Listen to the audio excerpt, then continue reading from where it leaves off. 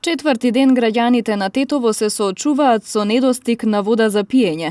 Работниците од предпријатието Водовод и канализација се ангажирани за побрзо и поефикасно санирање на дефектот на водоводната линија Лешница. Со оглед на тоа дека се врши промена на цевководот долг 60 метри, истиот се носи во делови, пошто треба да започне постапката на спојување. Поради тоа што дефектот е на голема надморска висина и лош терен, а условите за работа се екстремни, се очекува истиот да биде саниран најрано до сабота, се вели во извештајот на Центарот за управување со кризи. Вчера жителите на горните населби во Тетово пред камерата на телевизија Кисименада се пожалија дека во нивните домови воопшто нема вода, што според надлежните било поради помал дефект кој е откриен во меѓувреме.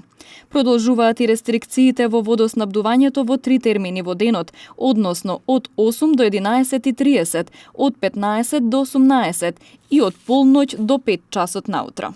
Поради свлечиште на неколку километри од село Бозовце пукна главната цевка во водоводната мрежа на Лешница, што резултираше со 60% губиток на вода.